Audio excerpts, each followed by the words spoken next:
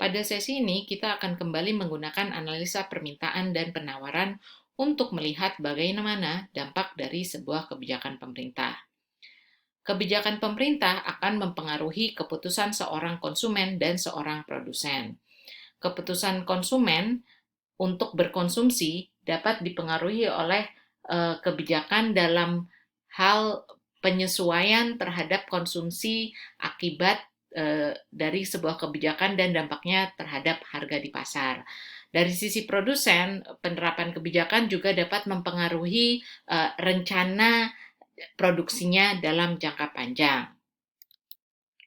Kemudian, bagi pemerintah sendiri, analisa ini berguna dalam upaya merancang sebuah kebijakan serta memperkirakan bagaimana implikasi sebuah kebijakan terhadap pasar. Tools yang akan digunakan adalah surplus konsumen dan surplus produsen. Kedua surplus konsumen dan surplus produsen dapat digunakan untuk menilai dampak sebuah kebijakan terhadap kesejahteraan masyarakat. Tools ini juga dapat digunakan untuk menilai bagaimana efisiensi tercipta di pasar persaingan sempurna. Itu topik utama yang akan kita bahas pada sesi ini. Pertama adalah evaluasi perubahan kesejahteraan sebagai dampak dari penerapan kebijakan pemerintah. Di sini kita akan melihat bagaimana surplus konsumen dan surplus produsen akan digunakan. Yang kedua, kita akan menjelaskan apa itu arti dari efisiensi dalam pasar persaingan sempurna.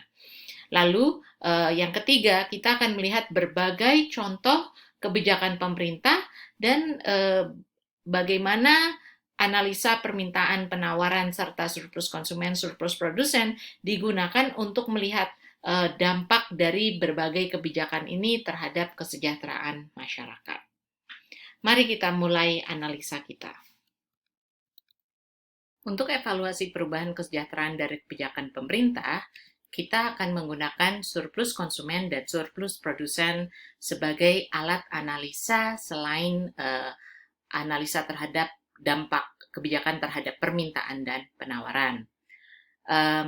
Kita akan mencoba mengingat kembali apa yang telah kita pelajari mengenai surplus produsen dan surplus konsumen. Definisi dari surplus konsumen adalah keuntungan yang didapatkan konsumen yang memiliki willingness to pay yang tinggi dibandingkan tingkat harga yang berlaku di pasar.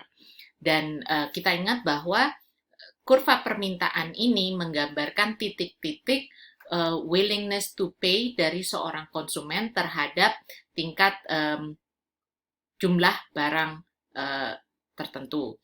Nah, dengan demikian, pada tingkat harga yang berlaku di pasar, maka area consumer surplus ini menggambarkan keuntungan yang didapatkan produsen yang memiliki willingness to pay lebih tinggi daripada harga yang berlaku di pasar. Dengan demikian, consumer surplus atau surplus konsumen adalah area yang berada di bawah kurva permintaan dan di atas tingkat harga.